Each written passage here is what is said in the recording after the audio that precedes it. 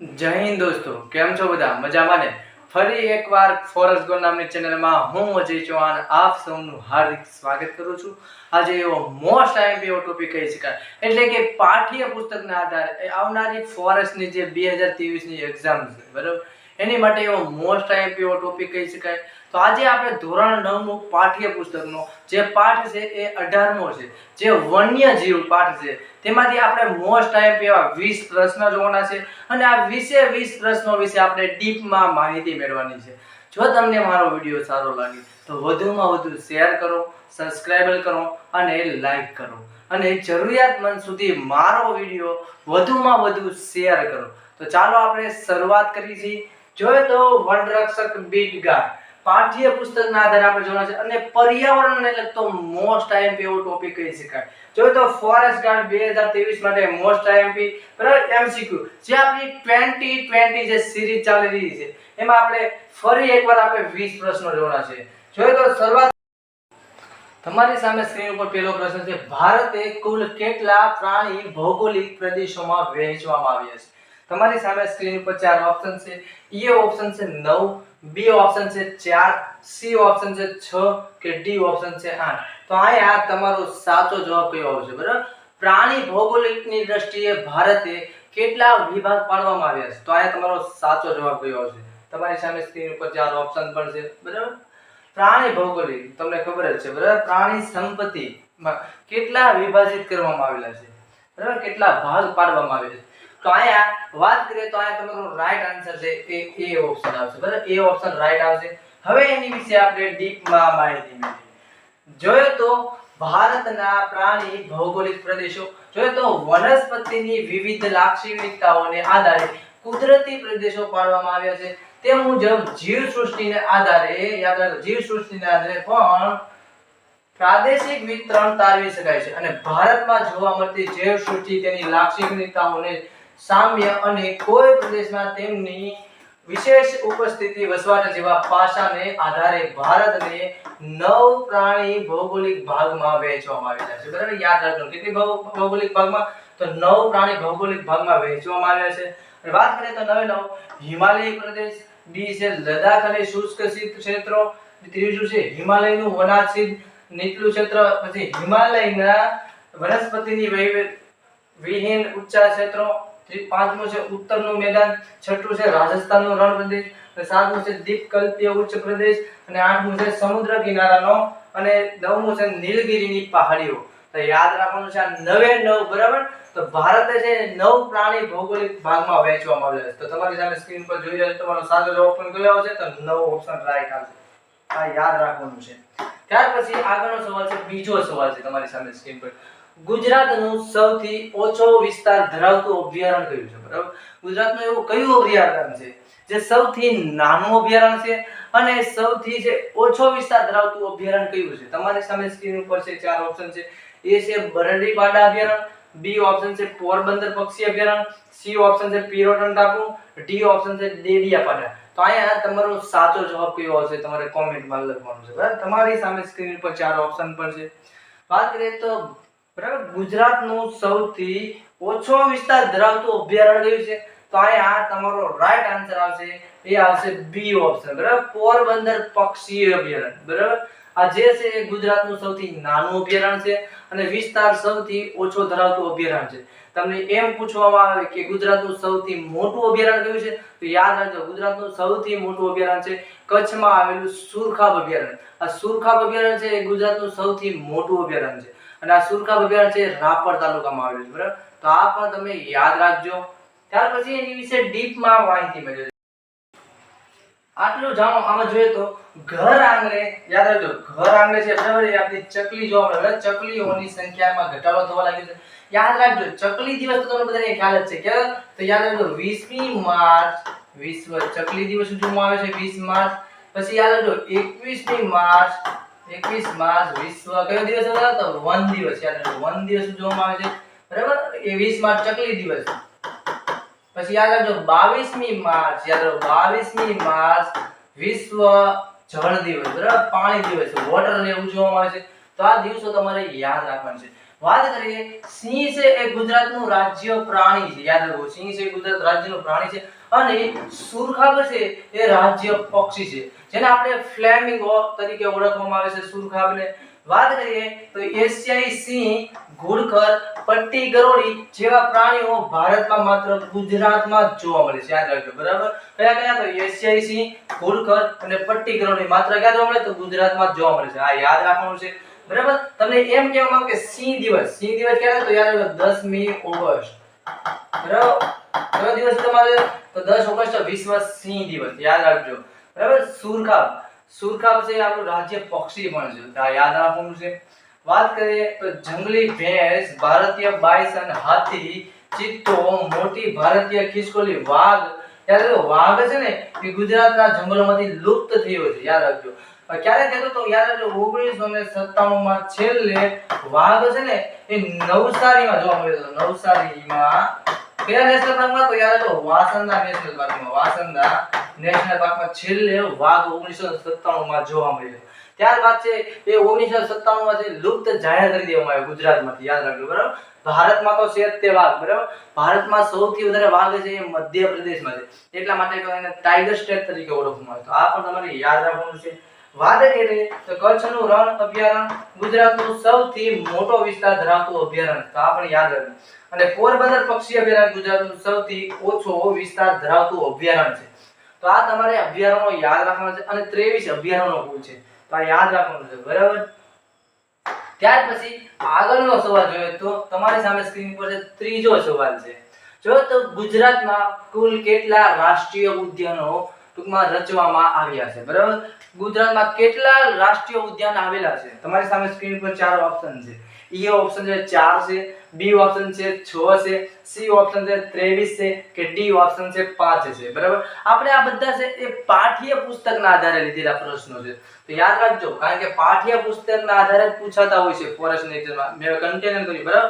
2022 નું જે પેપર છે બરાબર એ સોલ્યુશન તમે કર્યું તો તમને બધાને ખ્યાલ હશે, કારણ કે બધા જ પ્રશ્નો છે પાઠ્ય પુસ્તકના આધારે પૂછ્યા હતા અને કરંટ છે એ વધારે પૂછ્યું હતું. તો હવે આપણે થોડાક જ દિવસોમાં 2 થી 3 દિવસમાં આપણે કરંટ નો લેક્ચર પણ રાખવાના છે બરાબર. તો ત્યાર પછી જોઈએ તો ગુજરાતનો કુલ કેટલા રાષ્ટ્રીય ઉદ્યાનો રચવામાં આવ્યા છે? તો તમને બધાને ખ્યાલ જ છે 4 રાષ્ટ્રીય ઉદ્યાન રચવામાં આવ્યા છે. યાદ રાખો અહીંયા તમારો રાઈટ આન્સર આવશે 4 અને અભયારણ્ય કે તો 23 આવશે બરાબર. પણ અહીંયા હું કીધું રાષ્ટ્રીય ઉદ્યાન અથવા નેશનલ પાર્ક પણ તેને કહેવામાં આવે બરાબર. તો જોઈએ તો આ 4 તમારો રાઈટ આન્સર આવશે. હવે એની વિશે આપણે ડીપમાં માહિતી મેળવીએ. જોઈએ તો તમારી સામે સ્ક્રીન ઉપર છે જોઈ રહ્યા છો રાષ્ટ્રીય ઉદ્યાન. જોઈએ તો પેલું છે ગીર રાષ્ટ્રીય ઉદ્યાન, જેની સ્થાપના 1975 માં કરવામાં આવી હતી અને આનો વિસ્તાર છે 258.71 ચોરસ કિલોમીટરમાં આ ગીર રાષ્ટ્રીય ઉદ્યાન ફેલાયેલું છે. અને આ ગીર રાષ્ટ્રીય ઉદ્યાન છે એ ટૂંકમાં રાષ્ટ્રીય ઉદ્યાનમાં સૌથી ગુજરાતનો સૌથી મોટો રાષ્ટ્રીય ઉદ્યાન છે, યાદ રાખો ગીર રાષ્ટ્રીય ઉદ્યાન. અને જિલ્લાની વાત કરીએ તો જૂનાગઢમાં આવેલું છે, યાદ રાખો. ત્યાં મુખ્ય પ્રાણી સિંહ, દીપડા, ચિત્તલ, ઝરખ, સાબર, ચિંકારા, મગર વગેરે જેવા ટૂંકમાં મુખ્ય પ્રાણીઓ જોવા મળે છે, તો આ પણ તમારે યાદ રાખવાના છે. વાત કરીએ તો કાળિયાર રાષ્ટ્રીય ઉદ્યાન, જેને આપણે બ્લેક બક તરીકે પણ ઓળખવામાં આવે છે અને વેળાવદર રાષ્ટ્રીય ઉદ્યાન તરીકે પણ તેને ઓળખવામાં આવે છે.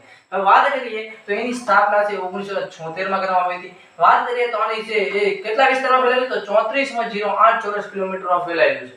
અને યાદ રાખજો આ કયા જિલ્લામાં આવેલું? તો ભાવનગર જિલ્લામાં આવેલું છે. અને તાલુકો પૂછે તો તમને વલભીપુર તાલુકો, આ પણ તમારે યાદ રાખવાનું છે. વાત કરીએ તો કાળિયાર, વરુ, ખડમવર અને ઘોરાડ નામનું મુખ્ય પક્ષીને આ જોવા મળે છે, યાદ રાખજો. અને બાદશાહ નામનું શિકારી પક્ષી પણ ત્યાં જોવા મળે છે. બાદશાહ નામનું શિકારી પક્ષી ક્યાં જોવા મળે છે? તો વેળાવદર રાષ્ટ્રીય ઉદ્યાનમાં. આ પણ તમારે યાદ રાખવાનું છે. વાત કરીએ તો વાસંદા રાષ્ટ્રીય ઉદ્યાન, જેની સ્થાપના 1979 માં કરવામાં આવી હતી. વાત કરીએ તો એનો જે ચોરસ કિલોમીટર છે બરાબર એ વિસ્તાર છે 23.99 ચોરસ કિલોમીટરમાં ફેલાયેલું છે. અને વાત કરીએ તો આ નવસારી યાદ રાખો જિલ્લામાં આવેલું છે અને ત્યાં મુખ્ય પ્રાણીઓ દીપડા, ઝરખ, ચિત્તલ અને ચોચિંગા મુખ્ય પ્રાણીઓ છે, તો આ તમારે યાદ રાખવાનું છે બરાબર. અને ગુજરાતનું સૌથી નાનું રાષ્ટ્રીય ઉદ્યાન હોય તો કયું છે? તો યાદ રાખો છે વાસંદા રાષ્ટ્રીય ઉદ્યાન. સૌથી મોટું કહે તો ગીર રાષ્ટ્રીય ઉદ્યાન આવશે બરાબર. સૌ પ્રથમ કહે તો પણ ગીર રાષ્ટ્રીય ઉદ્યાન આવશે, તો યાદ રાખવાનું છે. યાદ રાખો દરિયાઈ રાષ્ટ્રીય ઉદ્યાન, જેની સ્થાપના 1982 માં કરવામાં આવી હતી બરાબર. 162.89 ચોરસ કિલોમીટરમાં આ મરીન નેશનલ પાર્ક ફેલાયેલું. કચ્છનો અખાતથી લઈને જામનગર સુધી આ ટૂંકમાં મરીન નેશનલ પાર્ક ફેલાયેલો છે.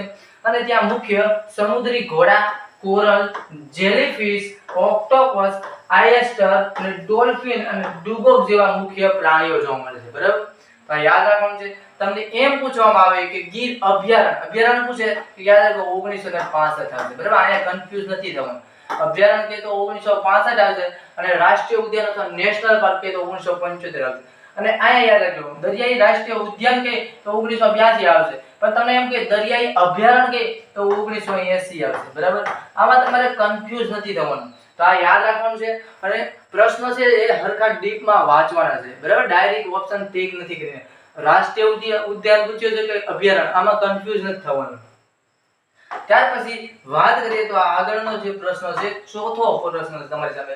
સમગ્ર વિશ્વમાં જીવસૃષ્ટિની કુલ કેટલી પ્રજાતિઓ નોંધવામાં આવી છે? બરાબર, સમગ્ર વિશ્વમાં છે એ જીવસૃષ્ટિની કેટલી ટૂંકમાં નોંધવામાં આવી છે? બરાબર, પ્રજાતિઓ તમારી સામે સ્ક્રીન પર છે. એ છે 72 લાખ, બી ઓપ્શન છે 15 લાખ, સી ઓપ્શન છે 18 લાખ કે ડી ઓપ્શન છે 19 લાખ. તો અહીંયા તમારો સાચો જવાબ કયો આવે તમારે કોમેન્ટમાં લખવાનું છે. બરાબર, તમારી સામે સ્ક્રીન પર 4 ઓપ્શન છે. વાત કરીએ તો સમગ્ર વિશ્વમાં જીવસૃષ્ટિની કુલ કેટલી પ્રજાતિ નોંધાઈ છે? તો અહીંયા તમારો સાચો જવાબ કયો આવશે? બી ઓપ્શન આવશે. 15 લાખ પ્રજાતિઓ નોંધવામાં આવી છે. હવે એની વિશે આપણે ડીપમાં માહિતી મેળવીએ. જોઈએ તો ભારત ભૂપૃષ્ઠ અને આબોહવા સંબંધી ઘણું વૈવિધ્ય ધરાવતો દેશ છે.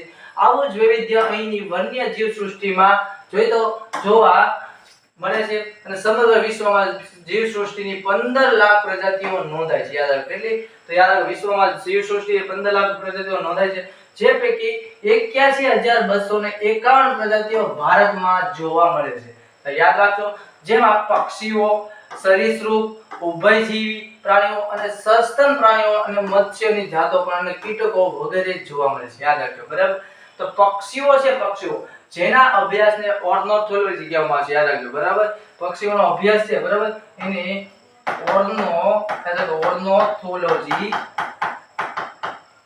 ઓર્નોથોલોજી કહેવામાં આવે. પક્ષીના અભ્યાસને તો યાદ રાખવાનું છે. અને સરીસૃપ એટલે જે પેટે સરકીને ચાલતા હોય, બરાબર, લસરીને ચાલતા હોય, ઘસડાઈને ચાલતા હોય, આવા પ્રાણીને આપણે સરીસૃપ કહેવામાં આવે છે. દાખલા તરીકે સાપ છે, પછી મગર છે, બરાબર, આવા બધા પ્રાણીઓનો સમાવેશ કેમાં આવે તો સરીસૃપમાં કરવામાં આવતો હોય છે. તો યાદ રાખવાનું. અને ઉભયજીવી એટલે કે એવા પ્રાણીઓ જે પાણીમાં પણ રહેતા હોય અને જમીન પર પણ રહેતા હોય. બરાબર, બંનેમાં રહેતા હોય. બરાબર, અડધો માછલીનો ભાગ હોય અને અડધો બહાર પણ રહે. બરાબર, એટલે ટૂંકમાં માછલીમાં પણ પાણીનો પણ સમાવેશ થતો હોય અને જમીનમાં પણ રહેતા હોય એવા પ્રાણીઓ કે દાખલા તરીકે ડેટકો છે, કાચબો છે, સાલામાન્ડર છે. બરાબર, આવા બધા છે એ પ્રાણી ટૂંકમાં છે. બરાબર, એ ટૂંકમાં ઉભયજીવી પ્રાણીનો સમાવેશ થતો હોય છે. તો યાદ રાખવાનું છે. અને સસ્તન પ્રાણી એટલે કેવા? દાખલા તરીકે આપણે લઈ લો સસલું, લઈ લો ગાય, લઈ લો ભેંસ, લઈ લો જે બચ્ચાને જન્મ આપે છે. બરાબર, એ બધા સસ્તન વર્ગના પ્રાણીમાં આવે છે. દાખલા તરીકે સૌથી વધારે બચ્ચાને જન્મ આપતું કોઈ પ્રાણી હોય તો એ કયું છે? એ સસલું છે. તમને બધાને ખ્યાલ છે. બરાબર, તો આ પણ તમારે યાદ રાખવાનું છે. કીટકો, બરાબર, કીટકો છે, મત્સ્ય જાતો વગેરે જોવા મળે છે. આ ઉપરાંત દેશની વિવિધ પ્રકારના જંગલોમાં વસતી વન્યજીવ ઓળખવા માટે સંશોધન ચાલુ છે. ભારતમાં જૈવ વિવિધ્યની દ્રષ્ટિએ વિશ્વમાં ખૂબ જ સમૃદ્ધ જૈવ વિવિધ્ય. જૈવ વિવિધતા દિવસ ક્યારે ઉજવવામાં આવે? જૈવ વિવિધતા દિવસ. તો યાદ રાખો ક્યારે? તો યાદ રાખો 21મી મે. તો યાદ રાખવાનું છે 21મી મે જૈવ વિવિધતા દિવસ ઉજવવામાં આવે છે. તો યાદ રાખજો. બરાબર, 21મી મે આવશે. સોરી.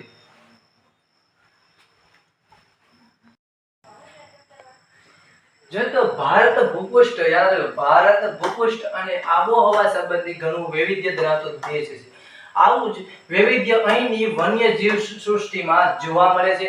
સમગ્ર વિશ્વમાં જીવ સૃષ્ટિની 15 લાખ પ્રજાતિ છે. યાદ રાખો, તમારો જવાબ પણ આવી ગયો. 15 લાખ બરાબર નોંધાય છે, જે પૈકી 81,251 પ્રજાતિ ભારતમાં જોવા મળે છે. તો આ યાદ રાખવાનું છે. જેમાં પક્ષીઓ, યાદ રાખો પક્ષીઓના અભ્યાસને શું કહેવામાં આવે? તો યાદ રાખો ઓર્નોથોલોજી. યાદ રાખો ઓર્નોથોલોજી કહેવામાં આવે છે. યાદ રાખો, આ તમારે યાદ રાખવાનું. પક્ષીઓના અભ્યાસને ઓર્નોથોલોજી કહેવામાં આવે છે. ત્યાર પછી સરીસૃપ પ્રાણીઓ. સરીસૃપ પ્રાણીઓ એટલે કે એવા પ્રાણીઓ જે પેટે સરકીને ચાલતા હોય, ઢસડાઈને ચાલતા હોય, બરાબર. તો આ યાદ રાખવાનું છે. દાખલા તરીકે સાપ છે, બરાબર, મગર છે, આ બધાનો સમાવેશ સરીસૃપમાં કરવામાં આવે. હવે ઉભયજીવી એટલે કે એવા પ્રાણીઓ જે પાણીમાં પણ રહેતા હોય અને જમીન પર પણ રહેતા હોય, તો આવા પ્રાણીને ઉભયજીવી પ્રાણી કહેવાય. દાખલા તરીકે દેડકો. અને આ શ્વસન ક્રિયાઓ છે, બરાબર, એ ચૂઈ દ્વારા અને ચામડી દ્વારા કરતા હોય છે ઉભયજીવી પ્રાણીઓ. તો આ પણ તમારે યાદ રાખવાનું છે. ત્યાર પછી આગળનો પ્રશ્ન છે પ્રાણીઓ, સસ્તન પ્રાણીઓ અને મત્સ્યની જાતો તેમજ કીટકો વગેરે જોવા મળે છે. આ ઉપરાંત દેશની વિવિધ પ્રકારોના જંગલોમાં વસતી વન્યજીવ સૃષ્ટિની ઓળખ માટેનો ટૂંકમાં છે અને સંશોધન ચાલુ છે. ભારતમાં જૈવ વિવિધતાની દ્રષ્ટિએ વિશ્વમાં ખૂબ જ સમૃદ્ધ કુલ જૈવ વિવિધતા ધરાવતા 8 દેશોમાં ભારતનો જે ક્રમ છે, બરાબર, એ 6થા ક્રમે આવે છે. તો યાદ રાખવાનું છે. પાંચમો પ્રશ્ન છે તમારી સામે સ્ક્રીન ઉપર, ભારત સરકારે વાઘ પરિયોજના કઈ સાલમાં અમલમાં મૂકવામાં આવી છે? તમારી સામે સ્ક્રીન પર 4 ઓપ્શન છે. ઈસવીસન 1978 માં, બી ઓપ્શન છે ઈસવીસન 1973 માં, સી ઓપ્શન છે ઈસવીસન 1981 માં કે ડી ઓપ્શન છે 1965 માં. તો અહીંયા ભારતમાં છે વાઘ પરિયોજના ક્યારે જાહેર કરવામાં આવી? તમારો સાચો ઓપ્શન કયો આવશે તમારે મને કહેવાનું છે, બરાબર. તમને બધાને ખ્યાલ જ છે વાઘ પરિયોજના ક્યારે કરવામાં આવી છે, બરાબર. તો યાદ રાખજો વાઘ ઉપરથી યાદ રાખજો વાઘ દિવસ છે, તમને બધાને ખબર છે ક્યારે? તો યાદ રાખજો 29 જુલાઈ વિશ્વ વાઘ દિવસ ઉજવવામાં આવે છે. યાદ રાખજો વાઘના બચ્ચાને શું કહેવામાં આવે છે? તો કબ કહેવામાં આવે છે. યાદ રાખો વાઘના બચ્ચાને કબ કહેવામાં આવે છે.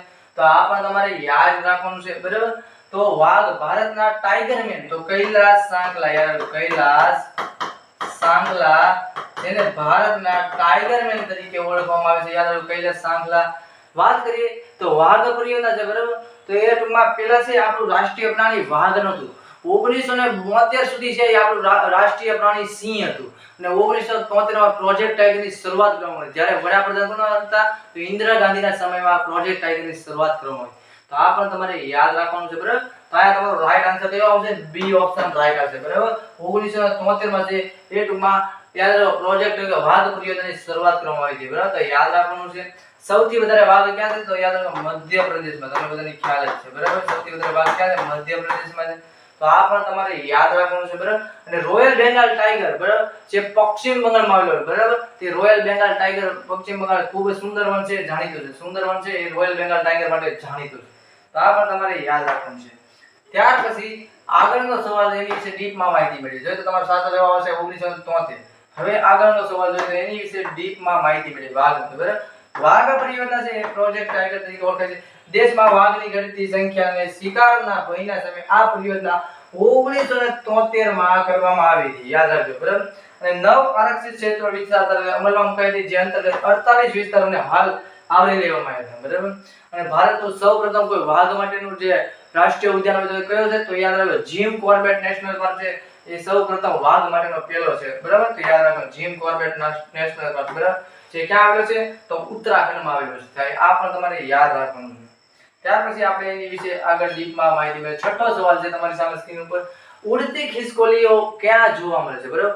ઉડતી ખિસકોલી છે મુખ્યત્વે કયા વિસ્તારમાં જોવા મળે છે, બરાબર. આ ઉડતી ખિસકોલી છે ખરેખર ઉડતી નથી, યાદ રાખજો, બરાબર. તો જોઈએ તો તમારી સામે સ્ક્રીન પર 4 ઓપ્શન છે. એ છે કચ્છના મોટા રણમાં જોવા મળે છે, બી ઓપ્શન છે હિમાલયના ઊંચા પર્વતીય વિસ્તારોમાં જોવા મળે છે, સી ઓપ્શન છે દલદલના વિસ્તારોમાં જોવા મળે છે કે ડી ઓપ્શન પશ્ચિમ ઘાટના ગીચ વનોમાં આ ખિસકોલી જોવા મળે છે, ઉડતી ખિસકોલી, બરાબર. આ ઉડતી ખિસકોલી છે, બરાબર, એ મુખ્યત્વે છે અરુણાચલ પ્રદેશમાં જોવા મળતી હોય છે, બરાબર. અને કયા રાષ્ટ્રીય ઉદ્યાનમાં? તો નામદફા રાષ્ટ્રીય ઉદ્યાનમાં જોવા મળે છે આ ઉડતી ખિસકોલી. યાદ રાખજો. તો અહીંયા તમારો સાચો જવાબ કયો છે? તો યાદ રાખજો અહીંયા તમારો રાઈટ આવશે પશ્ચિમ ઘાટના ગીચ વનોમાં જોવા મળે છે, બરાબર. પણ આ ઉડતી ખિસકોલી માટે કોઈ રાષ્ટ્રીય ઉદ્યાન કયો પ્રખ્યાત? તો યાદ રાખજો નામદફા રાષ્ટ્રીય ઉદ્યાન, જે અરુણાચલ પ્રદેશમાં આવેલું છે, બરાબર, જે ઉડતી ખિસકોલી માટે જાણીતું, બરાબર. કચ્છના મોટા રણમાં તો શું જોવા મળે છે? તો યાદ રાખજો કચ્છના મોટા રણમાં સુરખાબ, બરાબર, સુરખાબ અભયારણ્ય છે ક્યાંનું? ત્યારે રાપર તાલુકામાં આવે છે અને ગુજરાતનું સૌથી મોટું અભયારણ્ય છે. અને હિમાલયના ઊંચા પર્વતીયો નાની, બરાબર. દલદલના વિસ્તારોમાં તો શું જોવા મળે છે? એક સિંગી ભારતીય ગેંડો જોવા મળે છે, બરાબર. ભારતમાં એક સિંગી ગેંડા 85% ગેંડા છે એક સિંગી ગેંડા ભારતમાં આવેલા છે. યાદ રાખજો વિશ્વના 85% ગેંડા છે ભારતમાં એક સિંગી ગેંડા. તો યાદ રાખજો અહીંયા તમારો રાઈટ આન્સર છે ડી આવશે પશ્ચિમ ઘાટના ગીચ વનોમાં. હવે વાત કરીએ તો એની વિશે ડીપમાં માહિતી. તમારી સામે સ્ક્રીન પર જોઈ રહ્યા છો આ ખિસકોલી છે જે ઉડતી ખિસકોલી કહેવામાં આવે છે બરાબર. તમારી સામે સ્ક્રીન પર ઉડે છે, તમે જોઈ રહ્યા. ખરેખર આ ઉડતી નથી, પરંતુ એક ઝાડથી બીજી ઝાડ ઉપર છલાંગ લગાવે છે, એના કારણે એને ઉડતી ખિસકોલી કહેવામાં આવે છે. વાત કરીએ પશ્ચિમ ઘાટના ગીચ વનોના વિસ્તારોમાં ઉડતી ખિસકોલીઓ જોવા મળે છે. અને નિકોબારી કબૂતર એ નિકોબાર ટાપુમાં જોવા મળે છે, યાદ રાખજો. અને મળતું દુર્લભ પક્ષી છે અને કચ્છના અખાતમાં અને લક્ષદ્વીપમાં સમૂહમાં પરવાળાની દુર્લભ પ્રજાતિઓ જોવા મળે છે. અને સસ્તનો અને પક્ષીઓ સાથે સરીસૃપને પણ વિવિધ જાતો રાજનાગ, સાપ, અજગર, પાટલા ગો વગેરે નોંધ લેવી જોઈએ. તો યાદ રાખવાનું. અને સમુદ્ર કિનારે તથા જળ વિસ્તારોમાં વિવિધ પ્રકારની માછલીઓ, દરિયાઈ સાપ, ડોલ્ફિન, શાર્ક, ડુગોગ અને દરિયાઈ ગાય અને ઓક્ટોપસ વગેરે વહેલ જેવી જીવસૃષ્ટિ દુનિયામાં જોવા મળે છે. તો આ બધું તમારે યાદ રાખવાનું છે બરાબર. ઉડતી ખિસકોલી તમે જોઈ રહ્યા છો. ત્યાર પછી આગળનો સવાલ છે તમારી સામે સ્ક્રીન પર છે. 7મો સવાલ છે, ભારતમાં ઘુડખર ક્યાં જોવા મળે છે બરાબર. ભારતની અંદર છે ઘુડખર ક્યાં જોવા મળે છે? એ છે કચ્છના નાના રણમાં, બી ઓપ્શન છે કચ્છના મોટા રણમાં, સી ઓપ્શન છે રાજસ્થાનના મરુસ્થળમાં અને ડી ઓપ્શન છે જલપ્લાવિત ક્ષેત્રોમાં બરાબર. ઘુડખર છે મુખ્યત્વે ક્યાં જોવા મળે છે? આ ઘુડખર છે બરાબર. તો યાદ રાખો, ગધેડા અને ઘોડા દ્વારા એક નવી જ પ્રજાતિ ઉત્પન્ન થઈ જેને ઘુડખર નામે ઓળખવામાં આવે છે. તો ભારતમાં ઘુડખર ક્યાં જોવા મળે છે બરાબર. તમારી સામે સ્ક્રીન પર 4 ઓપ્શન છે. વાત કરીએ તો આ તમારો સાચો જવાબ છે, એ આવશે એ ઓપ્શન, કચ્છના નાના રણમાં ઘુડખર અભયારણ્ય આવેલું છે. તો યાદ રાખજો. હવે એની વિશે આપણે ડીપમાં માહિતી મેળવીએ. જોઈએ તો ભારતમાં ભૂપૃષ્ઠના વિશાળ નદીઓના દ્વીપકલ્પીય ઉચ્ચ પ્રદેશો, પર્વતીય ક્ષેત્રો અને દલદલના પ્રદેશો, સમુદ્ર કિનારા તથા વનસ્પતિની દ્રષ્ટિએ ગીચ એવા વર્ષાવન, મોસમી અને પાનખર જંગલો, હિમાલય અને ઊંચા પર્વતીય ક્ષેત્રમાં આવેલા સમુદ્રમ જંગલોની વિવિધતા વન્યજીવોના નિવાસ માટે વિસ્તૃત પ્રસાર ભૂમિકા સર્જે છે. અને દક્ષિણના દ્વીપકલ્પીય વર્ષોના એશિયાઈ હાથી, બ્રહ્મપુત્રના નદીના દલદલના ક્ષેત્રોમાં એકશિંગી ભારતીય ગેંડા અને હિમાલયના ઊંચાઈવાળા ક્ષેત્રોમાં હિમ દીપડા અને જમ્મુ કાશ્મીરમાં જંગલી બકરીઓ અને કસ્તુરી મૃગ, દક્ષિણ ભારતના જંગલોમાં જંગલી ભેંસ, ભારતીય બાયસન અને મધ્ય ભારતમાં પશ્ચિમ બંગાળમાં વાઘ અને કચ્છના નાના રણમાં ઘુડખર અને મોટા રણમાં જલપ્લાવિત ક્ષેત્રોમાં સુરખાબ જોવા મળે છે બરાબર. મોટા રણમાં છે સુરખાબ જોવા મળે છે અને નાના રણમાં છે એ ટૂંકમાં ઘુડખર જોવા મળે છે. તો યાદ રાખવાનું. અને યાદ રાખો જોવા મળે. અને ઘાસ ભૂમિના વિસ્તારમાં લુપ્ત મનાતા પક્ષી ઘોરાડ બરાબર, જેને ગ્રેટ ઇન્ડિયન બસ્ટર્ડના નામે ઓળખવામાં આવે છે બરાબર. તાજેતરના વર્ષોમાં પૂર્ણ હાજરી નોંધાઈ છે. યાદ રાખો કોની? તો ઘુડખર. આ ઘુડખર પણ યાદ રાખવાનું બરાબર. ઘુડખર ત્યાં ટૂંકમાં એ ઘોરાડ છે ને, ઘોરાડ નામનું પક્ષી એ હાલમાં તાજેતરમાં ચર્ચામાં છે બરાબર. બિપોરજોય નામનું વાવાઝોડું આવ્યું હતું બરાબર. તેમાં આ જે ચારે ઘોરાડ છે બરાબર, એ જેમ માદા છે બરાબર, ચારે છે માદા છે આપણે કચ્છમાં જોવા મળે. તો આ માદા છે બરાબર, તેને ટેગ કરવામાં આવેલા છે. કયા વિસ્તારમાં છે, એ જીવે તો છે કે નથી જીવતા બરાબર. એની માટે તો યાદ રાખજો ઘોરાડ છે ખૂબ જ ચર્ચામાં છે. આપણે ઘોરાડ વિશે આપણે એક પ્રશ્ન લાવશું બરાબર, એની વિશે આપણે ડીપમાં પણ ભણશું. જો તો તમારી સામે સ્ક્રીન પર છે 8મો સવાલ છે, ભારતમાં જોવા મળતું સૌથી નાનું પતંગિયું કયું છે બરાબર. ભારતમાં જે જોવા મળતું સૌથી નાનું પતંગિયું કયું છે? એ છે કોમન ટાઈગર, બી છે બર્ડ વિંગ, સી ઓપ્શન છે સિરસ જ્વેલ અને ડી ઓપ્શન છે કોમન રોડ ડ્રેગન. તો આ તમારો સાચો જવાબ કયો આવશે તમારે કોમેન્ટમાં કહેવાનું છે બરાબર. જો તો ભારતમાં જોવા મળતું સૌથી નાનું પતંગિયું કયું છે? તો વાત કરીએ તો અહીંયા તમારો રાઈટ આન્સર છે એ આવશે સી ઓપ્શન, સિરસ જ્વેલ બરાબર, જે ભારતનું સૌથી નાનું પતંગિયું છે. તો યાદ રાખવાનું છે. હવે એની વિશે આપણે ડીપમાં માહિતી મેળવીએ. જો તો તમારી સામે સ્ક્રીન પર છે આ ભારતનું સૌથી નાનું પતંગિયું છે, જે સિરસ જ્વેલ તરીકે ઓળખવામાં આવે છે. યાદ રાખો બરાબર. સારસ ભારતમાં જોવા મળતું સૌથી મોટું પક્ષી છે. યાદ રાખો સારસ ભારતમાં જોવા મળતું સૌથી મોટું પક્ષી તો સારસ છે. અને ફૂલ સુંગરો એ ભારતમાં જોવા મળતું સૌથી નાનું પક્ષી છે. યાદ રાખજો. અને ભારતમાં જોવા મળતું દક્ષિણ બર્ડ વિંગ એ સૌથી મોટું પતંગિયું છે. અને યાદ રાખજો બરાબર, દક્ષિણ વિંગ કે તો મોટું બરાબર, સૌથી મોટું કહે તો દક્ષિણ બર્ડ વિંગ એ સૌથી મોટું પતંગિયું. પરંતુ આપણે તમને પૂછવામાં આવ્યું ભારતમાં જોવા મળતું સૌથી નાનું પતંગિયું કે તો સિરસ જ્વેલ બરાબર. આ સૌથી નાનું પતંગિયું તમારી સામે સ્ક્રીન ઉપર છે, જોઈ રહ્યા છો. તો આ પણ તમારે યાદ રાખવાનું છે. તો તમારે મને કોમેન્ટમાં કહેવાનું છે કે ગુજરાતનું રાજ્ય પતંગિયું કયું છે બરાબર. તમારે કોમેન્ટમાં લખવાનું છે કે ગુજરાતનું રાજ્ય પતંગિયું કયું છે. ત્યાર પછી આગળનો સવાલ જોઈએ તો 9મો સવાલ છે, 20મી સદીની શરૂઆતમાં ભારતના જંગલોમાં જોવા મળતું કયું પ્રાણી આજે સમગ્ર ભારતમાંથી લુપ્ત થયું છે? તમારી સામે સ્ક્રીન ઉપર ચાર ઓપ્શન છે. એ છે કાળિયાર, બી ઓપ્શન છે ચિત્તો, સી ઓપ્શન છે દીપડો કે ડી ઓપ્શન છે જીબ્રા. આયા તમારો સાચો જવાબ કયો હશે તમારે કોમેન્ટમાં લખવાનો છે. તમારી સામે સ્ક્રીન ઉપર ચાર ઓપ્શન પણ છે. વાત કરીએ તો અહીંયા તમારો રાઈટ આન્સર આવશે, એ આવશે બી ઓપ્શન ચિત્તો છે. બરાબર, આ ચિત્તો છે ને ખૂબ જ ચર્ચામાં છે કરંટ લેવલે, કારણ કે જે આપણે ભારતની અંદર છે ચિત્તા ફરી એકવાર લાવવામાં આવે. બરાબર, 1952 ની વનનીતિ ટૂંકમાં પ્રથમ જાહેર કરવામાં આવી. બરાબર, ત્યારે ટૂંકમાં ચિત્તાને છે ટૂંકમાં લુપ્ત જાહેર કરી દેવામાં આવ્યા. ત્યાર પછી 70 વર્ષ બાદ છે ફરી એકવાર, બરાબર, નરેન્દ્રભાઈ મોદીનો જ્યારે બર્થડે હતો, બરાબર, ત્યારે એના બર્થડે ના દિવસે જે આ ચિત્તા લાવવામાં આવ્યા હતા. બરાબર, અને કઈ જગ્યાએ તો યાદ રાખજો, મધ્યપ્રદેશમાં આવેલું કુનો નેશનલ પાર્ક. બરાબર, કુનો નેશનલ પાર્ક ખૂબ ચર્ચામાં છે. બરાબર, તો યાદ રાખી લેવું છે. બરાબર, તો ચિત્તા ત્યાં લાવવામાં આવ્યા. તમારો રાઈટ આન્સર બી આવશે. બરાબર, તો ચિત્તા યાદ રાખવાનું. બરાબર, અને ચિત્તા દિવસ તમને પૂછે તો યાદ રાખો 4 ડિસેમ્બર. યાદ રાખો ક્યારે 4 ડિસેમ્બર ચિત્તા દિવસ ઉજવવામાં આવે. યાદ રાખજો ક્યારે, યાદ રાખજો 4 ડિસેમ્બર. બરાબર, 4 ડિસેમ્બર ચિત્તા દિવસ ઉજવવામાં આવે છે. યાદ રાખજો. 20મી સદીની શરૂઆતમાં જંગલોમાં જોવા મળતા ચિત્તા આજ સમગ્ર ભારતમાં જંગલોમાંથી નષ્ટ થયા છે. યાદ રાખજો. અને ગીરમાં એશિયાઈ સિંહો એક સમયે મધ્ય પૂર્વની સુધી જોવા મળતા હતા, તે આજે માત્ર ગીરના જંગલોમાં જોવા મળે છે. યાદ રાખજો, આ પણ યાદ રાખવાનું.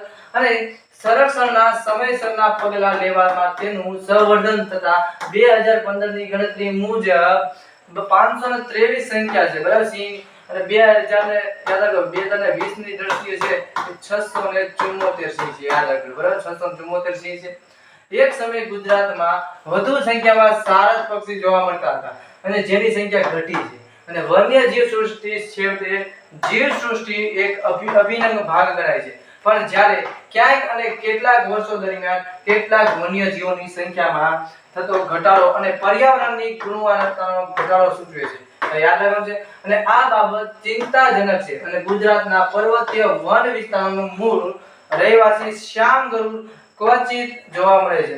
અને સાબરકાંઠા જિલ્લામાં વિજયનગર તાલુકામાં પર્વતીય જંગલ વિસ્તારોમાં સહજ, યાદ રાખજો, સહજ જોવા મળતો ચિલોતરો આજે ભાગ્યે નજરે જોવા મળે. ક્યાં તો યાર સાબરકાંઠા જિલ્લામાં વિજયનગર તાલુકામાં પર્વતીય જંગલમાં વિસ્તારમાં સહજ જોવા મળતો ચિલોતરો આજે ભાગ્યે નજરે જોવા મળે. તો યાદ રાખવાનું છે. ત્યાર પછી 10મો સવાલ છે તમારી સામે સ્ક્રીન પર. ભારતમાં કસ્તુરી મૃગ ક્યાં જોવા મળે છે? બરાબર, ભારતમાં કસ્તુરી મૃગ છે એ ક્યાં જોવા મળે છે? તમારી સામે સ્ક્રીન ઉપર ચાર ઓપ્શન છે. એ છે જમ્મુ અને કાશ્મીરમાં, બી ઓપ્શન છે પશ્ચિમ બંગાળમાં, સી ઓપ્શન છે પશ્ચિમ ઘાટમાં ગીચ વનોમાં, ડી ઓપ્શન છે નિકોબાર ટાપુમાં. બરાબર, કસ્તુરી મૃગ છે એ મુખ્યત્વે ક્યાં જોવા મળે છે? જો તો તમારી સામે સ્ક્રીન ઉપર સાચો જવાબ આવશે. બરાબર, કસ્તુરી મૃગ છે ક્યાં જોવા મળે છે? તો અહીંયા તમારો રાઈટ આન્સર આવશે જમ્મુ અને કાશ્મીરમાં આ કસ્તુરી મૃગ જોવા મળે. બરાબર, આ કસ્તુરી મૃગમાંથી છે એ પરફ્યુમ ને એ બધું બનાવવામાં આવતું. બરાબર, આ કસ્તુરી મૃગ છે એ માત્ર નરમાંથી જ મેળવવામાં આવે છે. બરાબર, જે સુગંધિત પદાર્થ હોય છે એ માત્ર નરમાંથી જ મળે છે. બરાબર, એના કારણે એનો શિકાર કરવામાં આવતો હોય છે. બરાબર, યાદ રાખવાનું છે કસ્તુરી મૃગ ક્યાં આવે તો જમ્મુ અને કાશ્મીરમાં, અને એનું રાજ્ય પ્રાણી પણ કયું છે? કસ્તુરી મૃગ. યાદ રાખવાનું છે. ત્યાર પછી આપણે એની વિશે ડીપમાં માહિતી મેળવીએ. ભારતના ભૂપૃષ્ઠ વિશાળ નદી મેદાન, દીપકલ્ય ઉચ્ચ પ્રદેશ, પર્વતીય ક્ષેત્ર અને દલદલના પ્રદેશો, સમુદ્ર કિનારા તથા વનસ્પતિની દ્રષ્ટિએ ગીચ જેવા વર્ષાવનો, મોસમી પાનખર જંગલો, હિમાલય અને ઊંચા પર્વતીય ક્ષેત્રમાં આવેલા સંકુદ્રમ જંગલો જોવા મળે છે. અને વન્યજીવના નિવાસ માટેની વિસ્તૃત પ્રસાદ ભૂમિકા સર્જે છે. દક્ષિણના દીપકલ્પીય વર્ષાવનોમાં એશિયાઈ હાથી અને બ્રહ્મપુત્રા નદીના દલદલ ક્ષેત્રમાં એક સિંગી ભારતીય ગેંડા અને હિમાલયના ઊંચાઈવાળા ક્ષેત્રમાં હિમદીપડા. જમ્મુ કાશ્મીરમાં જંગલી બકરી અને કસ્તુરી મૃગ જોવા મળે છે. યાદ રાખવાનું છે. અને દક્ષિણ ભારતના જંગલોમાં જંગલી ભેંસ, ભારતીય બાયસન, અને મધ્ય ભારત અને પશ્ચિમ બંગાળમાં વાઘ, કચ્છના નાના રણમાં ઘુડખર અને મોટા રણમાં જળ પલ્લાવિત વિસ્તારોના ક્ષેત્રોમાં સુરખાબ જોવા મળે છે. અને ઘાસ ભૂમિના વિસ્તારોમાં લુપ્ત વનાતા પક્ષી ઘોરા એટલે કે ગ્રેટ ઇન્ડિયન બસ્ટાર્ડની તાજેતરમાં વર્ષોને પૂર્ણ હાજરી જોવા મળી છે. યાદ રાખવાનું તમારો સાચો આન્સર શું આવશે તો કસ્તુરી મૃગ. બરાબર, જમ્મુ અને કાશ્મીરમાં શું જંગલી બકરી અને કસ્તુરી મૃગ જોવા મળે. તો યાદ રાખવાનું છે. ત્યાર પછી આગળનો સવાલ છે તમારી સામે સ્ક્રીન પર છે 11મો સવાલ. ભારતમાં એક સિંગી ગેંડા ક્યાં જોવા મળે છે? બરાબર, ભારતની અંદર એક સિંગી ગેંડા ક્યાં જોવા મળે? બરાબર, તમારો જવાબ પણ આવી ગયો હતો. બરાબર, પેલા જોયા વારંવાર જોઈ ગયા છે આપણે જવાબ. એ છે દક્ષિણ ભારતના જંગલ વિસ્તારોમાં. બી ઓપ્શન છે દક્ષિણ દ્વીપકલ્પીય વર્ષાવનોમાં. સી ઓપ્શન છે હિમાલયની ઊંચાઈવાળા ક્ષેત્રોમાં. કે ડી ઓપ્શન છે બ્રહ્મપુત્ર નદીના દલદલ ક્ષેત્રોમાં. તો અહીંયા તમારો સાચો જવાબ કયો આવશે? તો તમારે કોમેન્ટમાં લખવાનું છે. વાત કરીએ તો અહીંયા તમને બધાને ખ્યાલ છે. તો અહીંયા તમારો રાઈટ આન્સર આવશે ડી ઓપ્શન. બરાબર, બ્રહ્મપુત્ર નદીના દલદલના વિસ્તારોમાં ટૂંકમાં એક સિંગી ગેંડો જોવા મળે છે. બરાબર, તો ગેંડા દિવસ તો તમને બધાને ખ્યાલ જ છે. ક્યારે યાદ રાખો? 22મી સપ્ટેમ્બર. યાર 22 સપ્ટેમ્બર વિશ્વ રાયનો દિવસ, ગેંડા દિવસ. અને ગેંડા પરિયોજના 1987 માં યાર 1987 માં ગેંડા પરિયોજના કરવામાં આવી. તો આ પણ તમારે યાદ રાખવાનું છે. વાત કરીએ તો ભારતના ભૂપૃષ્ઠ વિશાળ નદીઓના દ્વીપકલ્પીય ઉચ્ચ પ્રદેશમાં પર્વતીય ક્ષેત્રો, દલદલના પ્રદેશો, સમુદ્ર કિનારા તથા વનસ્પતિની દ્રષ્ટિએ ગીચ એવા વર્ષાવનો અને મોસમી પાનખર જંગલો, હિમાલય અને ઊંચા પર્વતીય ક્ષેત્રોમાં આવેલા શંકુદ્રમ જંગલોની વિવિધતા વન્યજીવોના નિવાસ માટેની વિસ્તૃત પ્રસાર ભૂમિકા સર્જે છે. અને દક્ષિણના દ્વીપકલ્પીય વર્ષાવનોમાં એશિયાઈ હાથી, બ્રહ્મપુત્ર નદીના દલદલના વિસ્તારોમાં એક સિંગી ભારતીય ગેંડા જોવા મળે છે. તમારો રાઈટ આન્સર કયો છે? યાદ બ્રહ્મપુત્ર નદીના દલદલના વિસ્તારમાં એક સિંગી ભારતીય ગેંડા જોવા મળે. તો યાદ રાખવાનું છે. અને ગેંડા છે બરાબર, તો યાદ રાખો જમીન પરનું કોઈ બીજા નંબરનું કોઈ પ્રાણી હોય બરાબર મોટું, તો યાદ રાખો એ છે ગેંડો. તો યાદ રાખવાનું છે. અને આ જે ગેંડાના શિંગડું છે એ વાળના ઝુમખાનું બનેલું હોય છે. બરાબર, કારણ કે વાળના ઝુમખાનું આપણા જે વાળ હોય છે જે માથાના એ કેરોટીન ના હોય છે. જેવી રીતે આપણા નખ છે એ પણ કેરોટીન ના હોય છે. યાદ રાખો, તો ગેંડાનું જે શિંગડું છે એ પણ કેરોટીન નું છે. તો આ પણ તમારે યાદ રાખવાનું છે. ત્યાર પછી આગળનો સવાલ છે 12મો સવાલ છે તમારે. ભારતની વન્યજીવ સૃષ્ટિની કુલ કેટલી પ્રજાતિઓ જોવા મળે છે? તમારી સામે સ્ક્રીન ઉપર ચાર ઓપ્શન છે. બરાબર, એ ઓપ્શન છે 78455, બી ઓપ્શન છે 80380, સી ઓપ્શન છે 81251 અને ડી ઓપ્શન છે 93835. તો અહીંયા તમારો સાચો જવાબ કયો આવશે? તમારે કોમેન્ટમાં લખવાનો છે. વાત કરીએ તો અહીંયા તમારો સાચો જવાબ કયો આવશે? તો અહીંયા તમારો રાઈટ આન્સર આવશે 81251. રાઈટ આન્સર સી ઓપ્શન આવશે. હવે એની વિશે આપણે ડીપમાં માહિતી મેળવીએ. જો તો ભારત ભૂપૃષ્ઠ અને આબોહવા સંબંધિત ઘણા વૈવિધ્ય ધરાવતો દેશ છે. આવું જ વૈવિધ્ય અહીંની વન્યજીવ સૃષ્ટિમાં જોવા મળે છે. વાત કરીએ તો સમગ્ર વિશ્વમાં જીવ સૃષ્ટિની 15 લાખ પ્રજાતિઓ નોંધાય છે. જે પૈકી 81251 પ્રજાતિઓ ભારતમાં જોવા મળે છે. તો યાદ રાખવાનું છે. અને જેમાં પક્ષીઓ, સરીસૃપ, ઉભયજીવી પ્રાણીઓ અને સસ્તન પ્રાણીઓ અને મત્સ્ય તેમજ કીટકો વગેરે જોવા મળે છે. આ ઉપરાંત દેશના વિવિધ પ્રકારના જંગલોમાં વસતીની વન્યજીવ સૃષ્ટિને ઓળખવા માટેના સંશોધનો ચાલુ છે. તો યાદ રાખવાનું છે. અને ભારતમાં જૈવ વિવિધ્યની દ્રષ્ટિએ વિશ્વમાં ખૂબ જ સમૃદ્ધ બૃહદ જૈવ વિવિધ્ય ધરાવતા 8 દેશોમાં 6ઠ્ઠા ક્રમે ભારતનો છે. યાદ રાખવાનું છે. બરાબર, આ તો રાઈટ આન્સર છે 81251. તો યાદ રાખવાનું છે. વાત કરીએ તો 13મો સવાલ છે તમારી સામે સ્ક્રીન પર.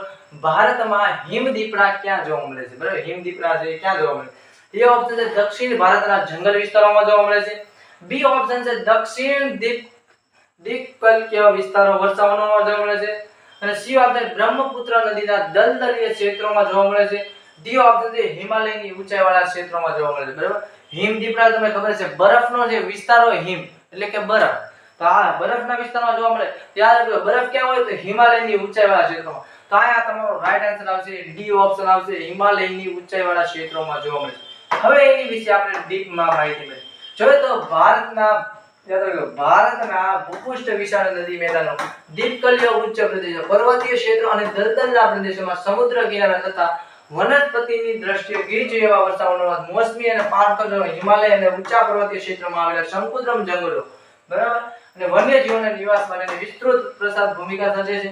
અને દક્ષિણ દ્વીપકલ્પીય વર્ષાવનો, એશિયાઈ હાથી, બ્રહ્મપુત્ર નદીના દલદલના ક્ષેત્રમાં એક સિંગી ભારતીય ગેંડા અને હિમાલયના ઊંચાઈવાળા ક્ષેત્રોમાં હિમદીપડા જોવા મળે.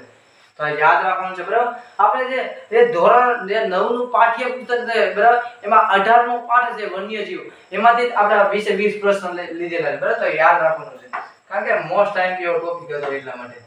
તો એની વિશે આપણે 14મો સવાલની વિશે વાત કરીએ તો ગુજરાતમાં સારસ પક્ષી કયા વિસ્તારમાં જોવા મળે? બરાબર, ગુજરાતમાં સારસ પક્ષી છે કયા વિસ્તારમાં જોવા મળે? તમારી સામે સ્ક્રીન ઉપર છે. પંચમહાલમાં જોવા મળે છે. બી ઓપ્શન છે અમદાવાદમાં જોવા મળે છે. સી ઓપ્શન છે સુરતમાં જોવા મળે છે. કે ડી ઓપ્શન છે નર્મદામાં જોવા મળે છે. તો અહીંયા તમારો સાચો જવાબ કયો આવશે? કોમેન્ટમાં લખવાનું છે. બરાબર, ગુજરાતમાં સારસ પક્ષી ક્યાં જોવા મળે છે? તો અહીંયા તમારો રાઈટ આન્સર આવશે એ બી ઓપ્શન આવશે, અમદાવાદમાં જોવા મળે છે. હવે એની વિશે આપણે ડીપમાં માહિતી મેળવી.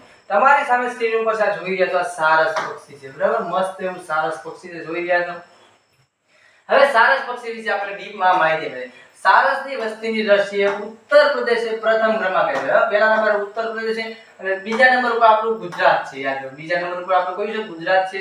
અને ગુજરાતમાં અમદાવાદ અને ખેડા જિલ્લામાં સારસનું પ્રમાણ સૌથી વધારે છે. તો યાદ રાખવાનું છે. અને વિશ્વના 20% સારસ પક્ષીઓ ગુજરાતમાં જોવા મળે છે. યાદ રાખજો. અને આ પક્ષીને નળકાંઠાના ઢોર કુંજડા તરીકે ઓળખવામાં આવે છે. અને વિરમગામ અને દહેગામમાં રામ સીતા ટુમાઈને કહેવામાં આવે છે સારસને. બરાબર, તો યાદ રાખવાનું છે. અને ભારતમાં હાલમાં સારસની સંખ્યા 2023 ની ડેટા અનુસાર 992 સારસ છે.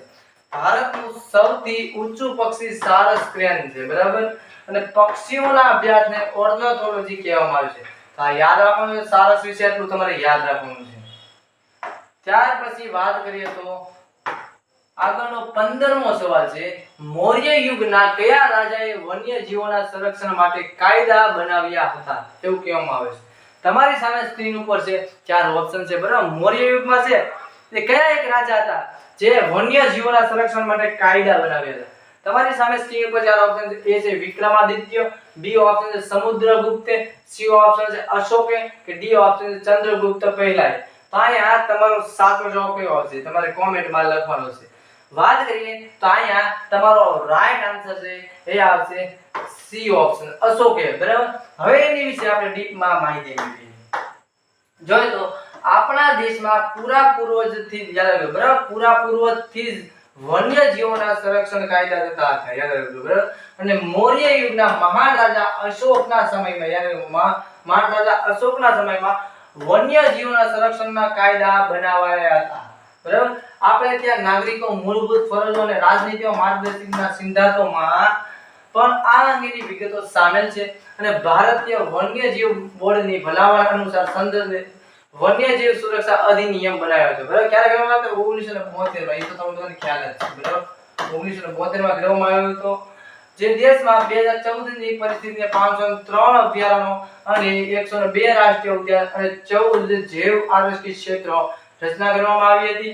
જે પૈકી 22 અભયારણ્યો અને 4 રાષ્ટ્રીય ઉદ્યાનો અને 0.1 જૈવ આરક્ષિત ક્ષેત્ર માત્ર ગુજરાતમાં છે. જેના અસ્તિત્વ માટે જોખમ અને વિનાશના આરે હોય એવી વરિષ્ઠ પ્રાણીઓ પ્રજાતિઓ માટે ખાસ સંરક્ષણની યોજનાઓ બનાવી છે. જેમાંથી કેટલીક વન્યજીવ સંરક્ષણ પરિયોજનાઓની વિગત જાણીએ છીએ આપણે. બરાબર, ક્યારે? તો 2014 ના ડેટા છે, તો યાદ રાખવાનું. બરાબર, તો આપણે અભયારણ્યો હાલમાં કેટલા છે તમારે કોમેન્ટમાં કહેવાનું છે. તમને ખબર હોય તો હાલમાં અભયારણ્યો કેટલા છે, હાલમાં ભારતના રાષ્ટ્રીય ઉદ્યાન કેટલા છે, તો આ તમારે મને કોમેન્ટમાં કહેવાનું છે, તમને ખ્યાલ હોય તો. ત્યાર પછી આપણે આગળનો સવાલ જોઈએ તો તમારી સામે સ્ક્રીન પર છે 16મો સવાલ છે. ભારતમાં કુલ વન્યજીવ સૃષ્ટિ ઉભયજીવી પ્રાણીઓ કેટલી જાતના છે? બરાબર, એ ઓપ્શન છે 210, બી ઓપ્શન છે 180, સી ઓપ્શન છે 521, કે ડી ઓપ્શન છે 438. બરાબર, તો ભારતની અંદર છે, બરાબર, ભારતમાં કુલ વન્યજીવ સૃષ્ટિમાં ઉભયજીવી પ્રાણીઓની સંખ્યા કેટલી છે? તો અહીંયા તમારો રાઈટ આન્સર કયો આવશે? તો અહીંયા તમારો રાઈટ આન્સર આવશે એ આવશે ઈ ઓપ્શન. 210 જેટલી પ્રજાતિઓ છે એ, બરાબર, ભારતમાં છે એ વન્યજીવ સૃષ્ટિની ઉભયજીવ પ્રાણીઓ કેટલા? 210 છે. હવે એની વિશે ઉભયજીવી પ્રાણીઓ વિશે આપણે ડીપમાં માહિતી મેળવીએ. જોઈએ તો ઉભયચર અથવા ઉભયજીવી વાત કરીએ તો સ્થળ અને જળ બંનેમાં નિવસન તંત્રમાં વસી શકે તેવા પ્રાણીને આપણે ઉભયચર અથવા ઉભયજીવી પ્રાણીઓ કહેવામાં આવે છે. અને મત્સ્ય તથા સરીસૃપ વચ્ચેની પ્રજાતિ છે. બરાબર, આની પર શરીર પર વાળ, નખ કે સિંગ નથી હોતા. યાદ રાખજો. અને શ્વસન ક્રિયા છે ફેફસા તથા ચૂઈ દ્વારા શ્વાસ લે છે. યાદ રાખજો. અને એની ત્વચા છે એ ગ્રંથિમય અને ચિકાસવાળી હોય છે. તો આ પણ તમારે યાદ રાખવાનું છે. પગની વાત કરીએ તો ચાર તથા પગની રચના એકબીજા સાથે યાદ રાખો એકબીજા સાથે જાળીદાર પડદાથી જોડાયેલી હોય છે. યાદ રાખવાનું છે. અને ભારતમાં ઉભયજીવી પ્રાણીઓ 210 જેટલા છે. તારે યાદ રાખવાનું છે. બરાબર, ઉભયજીવી પ્રાણીઓ હોય છે, તમારે આટલું યાદ રાખવાનું છે. ત્યાર પછી આગળનો સવાલ છે તમારી સામે સ્ક્રીન ઉપર 17મો સવાલ છે. સમુદ્ર બૃહદ જૈવ વિવિધતા ધરાવતા વિશ્વના 8 દેશોમાં ભારતમાં કેટલામું સ્થાન ધરાવે છે? એ ઓપ્શન પાંચમું, બી ઓપ્શન સાતમું, સી ઓપ્શન છે છઠ્ઠું કે ડી ઓપ્શન છે ત્રીજું. બરાબર, આપણે પાઠ્ય પુસ્તકના આધારે લીધું છે. એટલે બરાબર 18મો પાઠ છે તમારે જોઈ લો. તમારી પાસે પાઠ્ય પુસ્તક હોય તો એ 9મા ધોરણમાં 18મો પાઠ છે જે વન્યજીવ છે, બરાબર, તે ખોલીને તમારે જોઈ લો. એની બહારનું મેં કાંઈ લીધું નથી. બરાબર, તો જોઈએ તો સમુદ્ર ભૂગોળ જૈવ વિવિધતા ધરાવતા વિશ્વના 8 દેશોમાં ભારતનું કેટલામું સ્થાન ધરાવે છે? તો આયા તમારો રાઈટ આન્સર આવશે, એ આવશે સી, છઠ્ઠો ક્રમ ધરાવે છે. બરાબર, તો યાદ રાખવાનું છે. હવે વાત કરીએ તો એની વિશે, ભારતમાં ભૂપૃષ્ઠ અને આબોહવા સંબંધિત ઘણું વૈવિધ્ય ધરાવતો દેશ છે. આવું જ વૈવિધ્ય અહીંની વન્યજીવ સૃષ્ટિમાં જોવા મળે છે. સમગ્ર વિશ્વમાં જીવ સૃષ્ટિ 15 લાખ પ્રજાતિ નોંધાઈ છે, જે પૈકી 81,251 પ્રજાતિ ભારતમાં જોવા મળે છે. યાદ રાખવાનું, જેમાં પક્ષીઓ, સરીસૃપ, ઉભયજીવી પ્રાણીઓ અને સસ્તન પ્રાણીઓના અને મત્સ્ય જાતો તેમજ કીટકો વગેરે જોવા મળે છે. આ ઉપરાંત દેશની વિવિધ પ્રકારના જંગલોમાં વસતી વન્યજીવ સૃષ્ટિની ઓળખ માટે સંશોધનો ચાલુ છે. ભારત જૈવ વિવિધતાની દ્રષ્ટિએ વિશ્વમાં ખૂબ જ સમૃદ્ધ ભૂગોળ જૈવ વિવિધતા ધરાવતા દેશોમાં 8 દેશોમાં છઠ્ઠા ક્રમે ભારતનો આવે છે. યાદ રાખજો. બરાબર, તો યાદ રાખવાનું કેટલામાં છે? તો ભારતનો છઠ્ઠો ક્રમ આવે છે. તો યાદ રાખવાનું છે. ત્યાર પછી આપણે આગળનો સવાલ જોઈએ તો 18મો સવાલ છે તમારી સામે સ્ક્રીન ઉપર છે. ભારતમાં જોવા મળતું સૌથી નાનું પક્ષી કયું છે? બરાબર, ભારતમાં જોવા મળતું સૌથી નાનું પક્ષી કયું છે? તમારી સામે સ્ક્રીન ઉપર 4 ઓપ્શન છે. એ છે ફૂલસોંગડો, બી છે સારસ, સી ઓપ્શન છે દેવચકલી અને ડી ઓપ્શન છે સુગરી. તો અહીંયા તમારો સાચો જવાબ કયો આવે તમારે કોમેન્ટમાં લખવાનું છે. જોઈએ તો ભારતનું તમે કહે તો બરાબર, તો તમને બધાને ખ્યાલ છે ભારતનું સૌથી નાનું પક્ષી કહે તો ફૂલસૂંગડો આવે. પરંતુ તમને વિશ્વનું સૌથી નાનું પક્ષી પૂછે તો કયું આવે? The humming bird. બરાબર, હમિંગ બર્ડ છે એ વિશ્વનું સૌથી નાનું પક્ષી છે. તો આ યાદ રાખજો. બરાબર, તો અહીંયા તમારો રાઈટ આન્સર આવશે એ ઓપ્શન આવશે ફૂલસૂંગડો. બરાબર, એની વિશે આપણે ડીપમાં માહિતી છે. તમારી સામે સ્ક્રીન પર આ ફૂલસૂંગડો છે. બરાબર, જોઈ રહ્યા છો. વાત કરીએ તો સારસ એ ભારતમાં જોવા મળતું સૌથી મોટું પક્ષી છે. તમારી સામે સ્ક્રીન પર આ સારસ છે, જોઈ રહ્યા. બરાબર, આ સૌથી ભારતમાં જોવા મળતું સૌથી મોટું ટૂંકમાં પક્ષી છે. અને ફૂલસૂંગડો એ ભારતમાં જોવા મળતું સૌથી નાનું પક્ષી છે. ત્યાં તમારી સામે સ્ક્રીન પર આ ફૂલસૂંગડો છે. વાત કરીએ તો ભારતમાં જોવા મળતું નાનું સૌથી મોટું પતંગિયું કે તો દક્ષિણ બર્ડવિંગ આવશે. બરાબર, યાદ રાખજો. ભારતમાં જોવા મળતું સૌથી નાનું પતંગિયું કે તો સિરસ જેવેલ આવશે. બરાબર, તો યાદ રાખવાનું છે. ત્યાર પછી આગળનો પ્રશ્ન છે 19મો પ્રશ્ન છે. જોઈએ તો કાન્હા રાષ્ટ્રીય ઉદ્યાન કયા રાજ્યમાં આવેલું છે? તમારી સામે સ્ક્રીન ઉપર છે 4 ઓપ્શન છે. બરાબર, કાન્હા રાષ્ટ્રીય ઉદ્યાન છે તે કયા રાજ્યમાં આવેલું છે? વાત કરીએ તો અહીંયા તમારો સાચો જવાબ કયો આવશે? તમારી સામે સ્ક્રીન ઉપર છે. એ છે આંધ્રપ્રદેશ છે, બી ઓપ્શન છે મધ્યપ્રદેશ છે, સી ઓપ્શન છે ઉત્તર પ્રદેશ છે કે ડી ઓપ્શન છે પંજાબ. તો અહીંયા તમારો સાચો જવાબ કયો આવે તમારે કોમેન્ટમાં લખવાનું છે. વાત કરીએ તો અહીંયા તમારો સાચો જવાબ છે એ આવશે બી ઓપ્શન, મધ્યપ્રદેશમાં છે એ કાન્હા રાષ્ટ્રીય ઉદ્યાન આવેલું. હવે એની વિશે આપણે ડીપમાં માહિતી મેળવીએ. જો તો કાઝીરંગા રાષ્ટ્રીય અભયારણ્ય છે. બરાબર, તો એ આસામમાં આવેલું છે. થરનું રણનું અભયારણ્ય છે રાજસ્થાનમાં આવેલું છે. કાન્હા અભયારણ્ય છે મધ્યપ્રદેશમાં આવેલું. ગીર રાષ્ટ્રીય ઉદ્યાન છે જે ગુજરાતમાં આવેલું છે. વેળાવદર કાળિયા રાષ્ટ્રીય ઉદ્યાન ગુજરાતમાં આવેલું છે. કેવડાદર રાષ્ટ્રીય ઉદ્યાન છે બરાબર ભરતપુર રાજસ્થાનમાં આવેલું છે. બાદીપુર છે કર્ણાટકમાં, બાદીપુર અભયારણ્ય ટાઈગર રિઝર્વ બરાબર તે કર્ણાટકમાં. અને દચ્ચીગામ રાષ્ટ્રીય ઉદ્યાન છે જમ્મુ કાશ્મીર કેન્દ્રશાસિત પ્રદેશમાં આવેલું. અને Corbett Jim Corbett national park છે ઉત્તરાખંડમાં આવેલું. તો યાદ રાખજો. બરાબર, તો કાઝીરંગામાં છે મુખ્યત્વે ગેંડા જોવા મળે, જંગલી ભેંસ જોવા મળે અને હરણ જોવા મળે છે. યાદ રાખજો. થરનું રણ છે રાજસ્થાનમાં, એમાં રણનું વરુ, રણની બિલાડી અને ઘોરાડ જોવા મળે છે. બરાબર, આ ઘોરાડ છે એ રાજસ્થાનનું રાજ્ય પક્ષી પણ છે. યાદ રાખવાનું છે. વાત કરીએ તો મધ્યપ્રદેશ છે બરાબર એમાં વાઘ જોવા મળે, સાબર જોવા મળે. તો આ પણ તમારે યાદ રાખવાનું છે. ત્યાર પછી જોઈએ તો ગીર રાષ્ટ્રીય ઉદ્યાનમાં છે એ સિંહ, દીપડા અને ચિત્તલ જોવા મળે. તો યાદ રાખો. વેળાવદર રાષ્ટ્રીય ઉદ્યાન છે બરાબર જેમાં આપણને કાળિયા, વરુ, ખડમોર અને ઘોરાડ જોવા મળશે. યાદ રાખવાનું છે.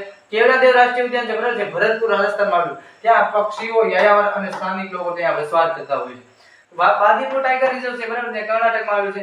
ત્યાં હાથી, રીંછ, સુવર, જંગલી બિલાડા વગેરે ત્યાં જોવા મળે છે. વાત કરીએ તો જીમ કોર્બેટ છે બરાબર દચ્ચીગામ છે જમ્મુ કાશ્મીર આવેલું છે. ત્યાં હામુર, કાશ્મીરી હરણ અને કસ્તુરી મૃગ ત્યાં જોવા મળે છે. યાદ રાખવાનું છે. અને Corbett national Jim Corbett national park છે ત્યાં વાઘ, હાથી, દીપડા, હરણ જોવા મળે. તો યાદ રાખવાનું છે તમારે. આ કોષ્ટક આ પાઠ્ય પુસ્તકના આધારે વધારે પૂછાતું હોય છે એટલા માટે આપણે પાઠ્ય પુસ્તકમાંથી લીધું છે બધું. ત્યાર પછી આપણે આગળનો છે તમારી સામે સ્ક્રીન પર જોઈ રહ્યા બરાબર આ બધા રાષ્ટ્રીય ઉદ્યાન છે ક્યાં ક્યાં આવે બરાબર. વેરાવળ રાષ્ટ્રીય ઉદ્યાન તમને ખબર છે, કેવલાદેવ રાષ્ટ્રીય ઉદ્યાન. તો આ આખો નકશો છે, તમે જોઈ લેજો બરાબર. જોઈએ તો આપણે એકવાર નકશો જોઈ લઈએ બરાબર. અહીંયા આવેલું છે વેરાવળ રાષ્ટ્રીય ઉદ્યાન આવેલું બરાબર. અહીં નળ સરોવર આવેલું છે. વાત કરીએ તો રાજસ્થાનમાં આવેલું કેવલાદેવ રાષ્ટ્રીય ઉદ્યાન, જ્યાં રણથંભોર પણ ક્યાં આવેલું છે યાદ રાખવાનું છે. કાન્હા છે બરાબર, ક્યાં આવેલું છે? યાદ રાખો મધ્યપ્રદેશમાં આવેલું, તો યાદ રાખવું બરાબર. તો યાદ રાખવાનું છે. તો આ એમપી છે. અને વાત કરીએ તો જીમ કોર્બેટ છે એ ક્યાં આવેલું છે? એ આવેલું છે ઉત્તરાખંડમાં. તો આ યાદ રાખો. દચ્ચી ગામ છે જમ્મુ અને કાશ્મીરમાં આવેલું છે, તો યાદ રાખવાનું બરાબર. તો આટલા તમારે મોસ્ટ આઈએમપી છે, તો આ બધા યાદ રાખવાના છે. ત્યાર પછી આપણે આગળનો સવાલ છે 20મો છેલ્લો સવાલ છે, ગુજરાતનું સૌથી મોટો વિસ્તાર ધરાવતું અભયારણ્ય કયું છે બરાબર. તમને બધાને ખ્યાલ છે, મેં જવાબમાં પણ કહી દીધું થોડી વાર પહેલા. ગુજરાતનું એવું કયું છે જે સૌથી મોટો વિસ્તાર ધરાવતું અભયારણ્ય? તમારી સામે સ્ક્રીન પર ચાર ઓપ્શન એ છે વેરાવળ અભયારણ્ય, બી ઓપ્શન છે કચ્છ રણ અભયારણ્ય, સી ઓપ્શન નળ સરોવર અભયારણ્ય, કે ડી ઓપ્શન છે સાસણ ગીર અભયારણ્ય. તો અહીંયા તમારો સાચો જવાબ કયો છે? તો વાત કરીએ તો અહીંયા તમારો સાચો જવાબ છે બી ઓપ્શન આવે કચ્છનું રણ અભયારણ્ય. તો આ યાદ રાખવાનું છે. હવે એની વિશે આપણે ડીપમાં માહિતી મેળવીએ. તો જોઈએ તો ઘર આંગણે જોવા મળતી ચકલી છે બરાબર. તમને બધાને ખ્યાલ જ છે બરાબર. ઘર આંગણે જોવા મળતી ચકલી છે શું થઈ ગઈ? યાદ રાખજો, એમાં ઘટાડો નોંધવામાં આવી ગયો છે. સી ગુજરાતનો રાજ્ય પ્રાણી છે, આ પણ તમને ખબર સુરખાબ છે, તમારું રાજ્ય પક્ષી છે. એશિયાઈ સિંહ છે, ઘુડખર અને પટ્ટી ગરોળી માત્ર ક્યાં જોવા મળે? તો યાર ગુજરાતમાં જોવા મળે છે. અને જંગલી ભેંસ, ભારતીય બારી છે, અને હાથી, ચિત્તો અને મોટી ભારતીય ખિસકોલી વાઘ ગુજરાતમાં લુપ્ત થઈ ગઈ છે. ક્યારે? 1997. આ પણ ખબર છે. અને કચ્છનું રણ અભયારણ્ય ગુજરાતનું સૌથી મોટો વિસ્તાર ધરાવતું અભયારણ્ય છે. તો યાદ રાખવાનું છે બરાબર. અને જો તમને મારો વિડીયો સારો લાગ્યો તો વધુમાં વધુ શેર કરો, સબસ્ક્રાઇબ કરો અને લાઈક કરો. અને જરૂરિયાતમંદ સુધી મારો વિડીયો પહોંચાડો અને વધુમાં વધુ શેર કરો, સબસ્ક્રાઇબ કરો અને લાઈક કરો. જય હિન્દ, જય ભારત.